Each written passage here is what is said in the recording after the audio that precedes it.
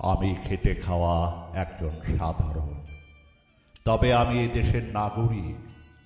কেন জাতির ভাগ্য নিয়ে খেলছ তোমরা রাজনীতিবিদরা? আমি সাধারণ বলে আমার কি কোনো অধিকার নেই? আমি তো মানুষ, আমি বাঁচতে চাই। তোমরা রাজনীতির দ্বন্দ্বে কেন মারছ আমায়? আমি বাঁচতে চাই। 16 কোটি মানুষের স্বপ্নের এদেশ তোমাদের একার নয়। হে রাজনীতিবিদ, আমি বলছি, তোমায় তোমাদের হিংসা প্রতিহিংসার মাঝে কেন আবদ্ধ করে রেখেছ আমাদের?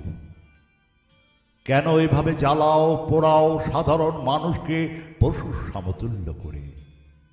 আমায় জবাব দাও, তোমায় জবাব দিতে হবে। হে রাজনীতিবিদ, আমি বলছি, তোমায় তোমাদের এক পক্ষের অবরুদ্ধ, অন্য পক্ষের ক্ষমতার পূর্তি। মাঝখানে আমরা জাতি কেন অযথা পড়ছি বিপাকে? একমাত্র দায় তোমরা রাজনীতিবিদরা, আমি পুনরায় বলছি, জবাব দিতেই হবে।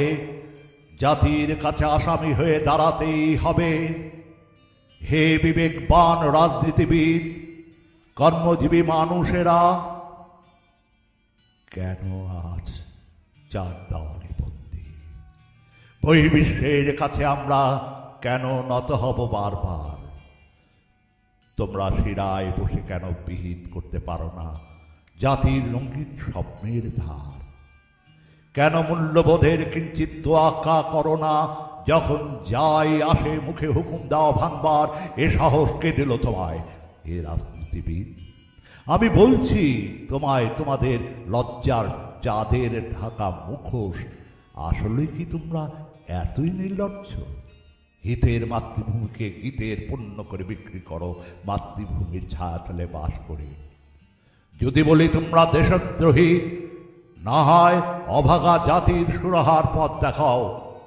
যদি বলি তোমরা মাতৃ মমতাহীন, না হয় মমতার পথ দেখাও।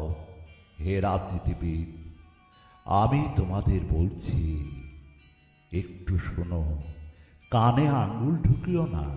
ওই সাধারণ মানুষের কান্নার কর্ণপাত শোনো। সভ্য হও, সভ্য নামের অসভ্য হয়েও না। একটু শোনো, তোমাদের দ্বন্দ্ব হতে জাতিকে মুক্তি দাও, না হলে জাতি তোমাদের কোনোদিনই ক্ষমা করবে না। হে রাজনীতিবিদ, আমি বলছি, তোমায় তোমাদের, আমি বলছি তোমায় তোমাদের